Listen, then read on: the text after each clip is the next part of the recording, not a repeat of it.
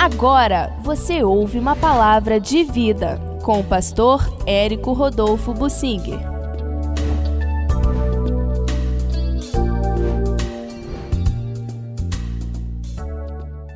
Com base no Salmo 44, eu quero falar sobre o valor que tiramos da história registrada, ou seja, a história que não vivenciamos, a história em que nós não estávamos presentes, mas ela está registrada para nós aprendermos com ela. Só que temos que ter cuidado para não tirarmos relatos de fontes que não são fidedignas, e isso é muito comum acontecer. Alguém diz que a história é o registro da opção ou da ideia do vencedor. A história é o registro pelo lado do vencedor, é a versão dele do vencedor. Mas nós temos que analisar a história. E a Bíblia é para nós uma fonte boa de história. Muitos questionaram a Bíblia, mas a Bíblia está em desacordo com outras fontes, a Bíblia fala de umas coisas que não são verdadeiras. Então, vários pesquisadores se puseram a buscar resultados de pesquisas arqueológicas comprovadas e verificaram que a Bíblia sempre tem razão.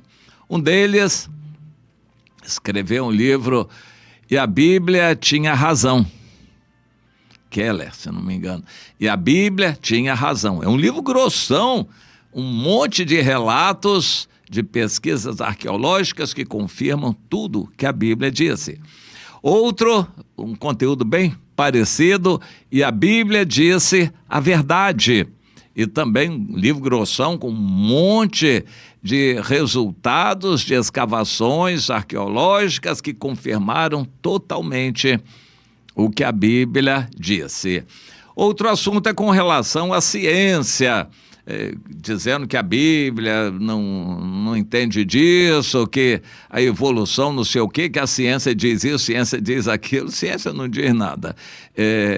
Ninguém fala em nome da ciência.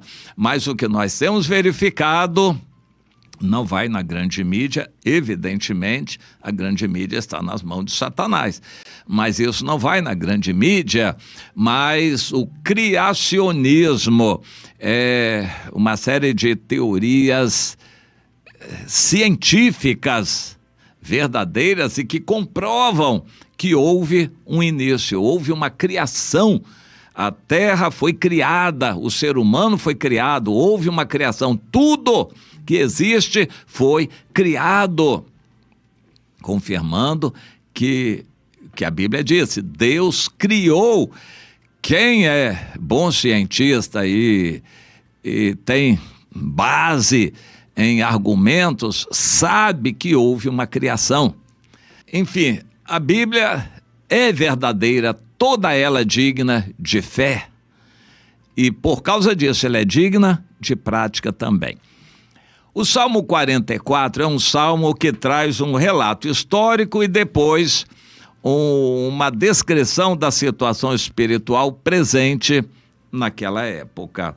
Um salmo atribuído aos filhos de Corá ou Coré, e começa assim. Então foi assim na época de Davi, ou pouco depois da época de Davi, cerca de 1000 anos antes de Cristo.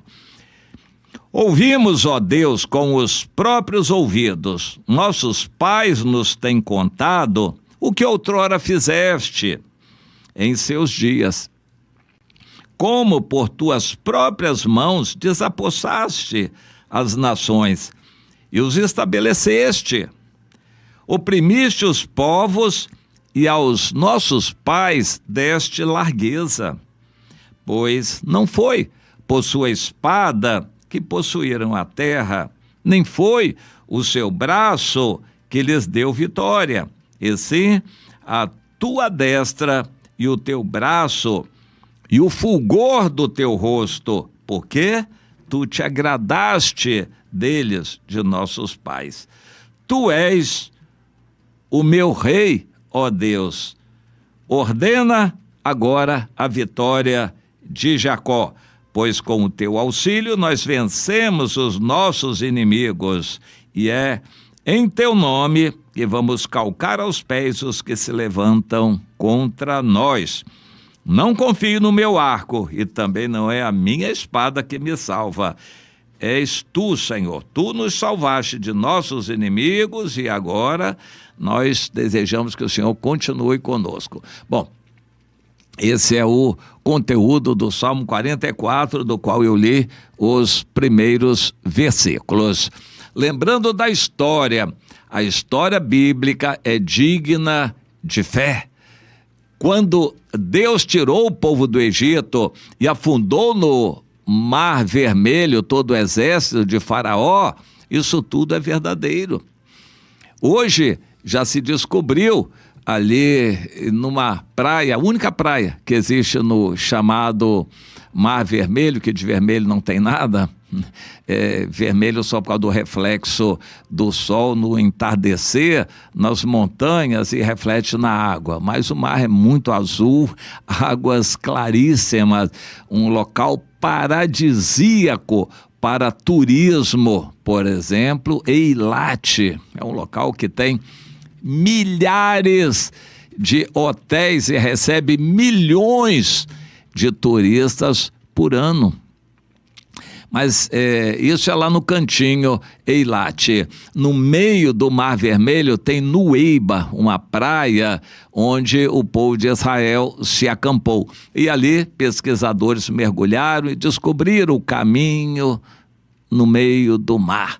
E o Mar Vermelho foi rompido, metade para lá, metade para cá, e o povo de Israel passou a pé enxuto. E hoje está bem conhecido aquilo ali. Aquele caminho está a 40 metros de profundidade, um edifício de mais de 13 andares. 13 andares, é a profundidade ali, há um caminho. De um lado, o Mar Vermelho chega a 700 metros de profundidade. No outro, chega a 1.200 metros de profundidade. E o caminho está a 40 metros de profundidade. Foi ali que Deus abriu o mar, o povo de Israel passou a pé enxuto, e depois o exército do Egito pereceu ali. Os pesquisadores descobriram restos dos carros de Faraó, dos carros egípcios ali hoje no fundo do mar, naquele caminho que Deus preparou ali no fundo do mar a 40 metros de profundidade. Ali Israel passou.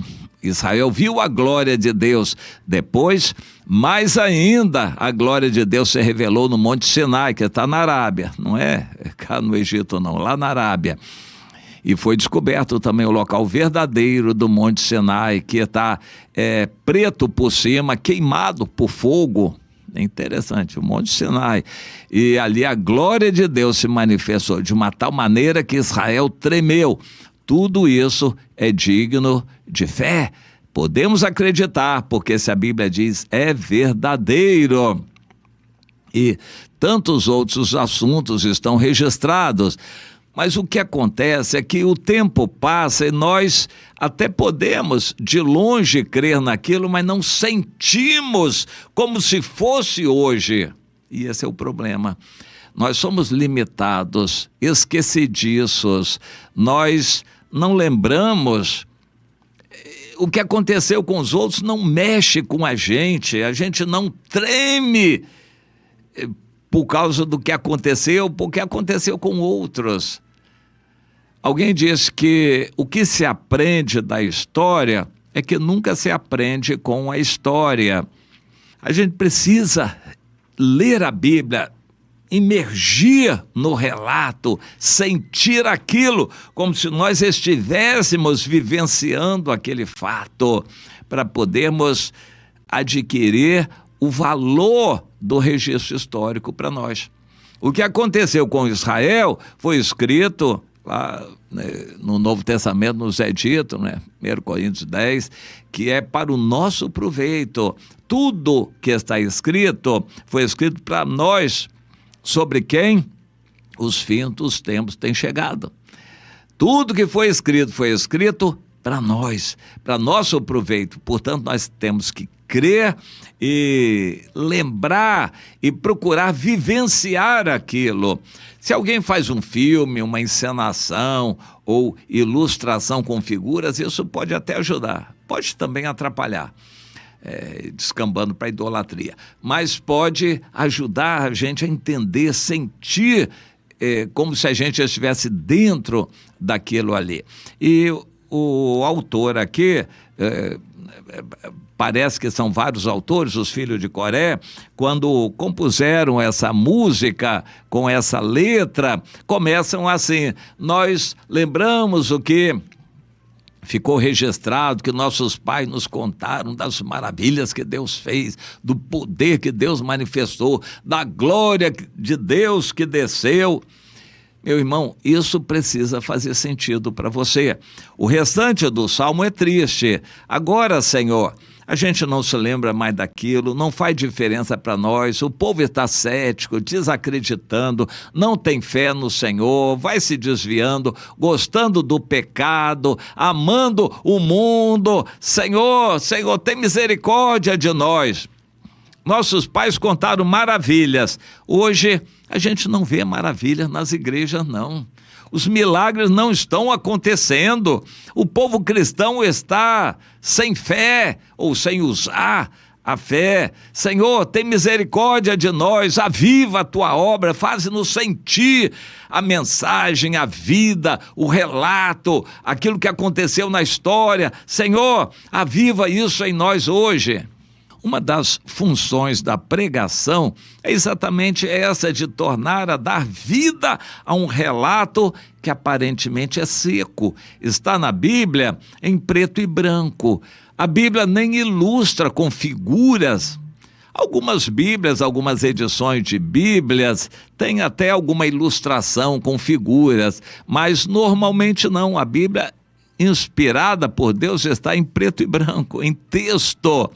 Mas uma das funções da pregação é o dom de Deus vir sobre uma pessoa e vivificar aquele fato. Ela descreve as batalhas, os milagres, as coisas que aconteceram com vida.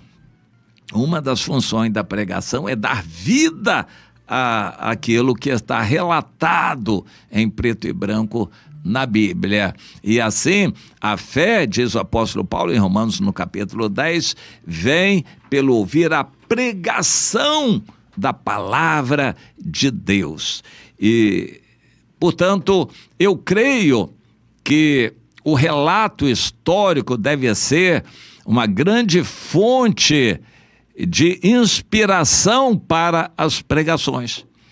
Como Jesus ressuscitou o filho da viúva de Naim, como Jesus multiplicou os pães, a pregação precisa nos levar a sentir, todos nós a sentirmos como se nós estivéssemos naquela situação.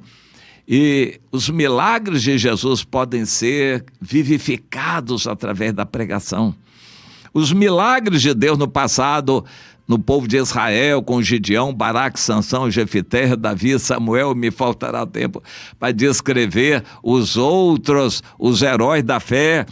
A pregação precisa vivificar isto para que as pessoas venham a sentir, não só a entender e crer, mas a sentir. Então eu vou resumir essa palavra. O que está escrito na Bíblia é digno de fé. Você pode acreditar em todo o relato bíblico, científico, histórico, é tudo rigoroso que está na Bíblia. Você pode crer. Você deve entender e vivenciar aquilo, se colocar ali para que a sua fé seja fortalecida, para que a sua fé seja vivificada e você possa enfrentar os novos desafios do tempo presente com a fé que vai fazer você vencê-los. Muitos cristãos estão vivendo uma vida derrotada, derrotados pela enfermidade, derrotados pelo dinheiro ou falta do dinheiro, derrotados pelos relacionamentos familiares que em muitos casos são fracassados. Eles são fracassados em família, derrotados pelos pecados e tentações. Cristãos que vivem de cabeça baixa, derrotados, precisam vivificar a fé. O Salmo 44 fala exatamente de uma situação assim. O salmista lembrando: Senhor, nossos pais contaram maravilhas, mas o que a gente vê agora é um povo desanimado, ninguém crê em nada, derrotados, humilhados pelo inimigo, pisados pelo mundo. Tem misericórdia de nós, restabelece-nos, levanta-nos, vem socorrer-nos, Senhor, resgata-nos, desperta, Senhor. Você está pronto a fazer essa oração do Salmo 44? Aviva a tua obra, desperta. Senhor, Senhor, Senhor, nossos irmãos estão acomodados na igreja, desperta o teu povo. Você está disposto a fazer essa oração? Você crê que Deus pode vivificar, ainda que Deus não fizesse muitas coisas novas, mas que Ele vivificasse o que Ele fez no passado para nós hoje crermos e vencermos as nossas lutas? Você crê nisto? Vai se pôr a orar para tudo aquilo ganhar vida, o relato bíblico ser maravilhoso, a gente vibrar com os relatos bíblicos. Você quer caminhar nessa direção, orar por isso e debruçar de cabeça dentro da Bíblia para você também sentir aquilo, você vibrar com tudo aquilo que aconteceu na Bíblia? Vamos caminhar nessa direção?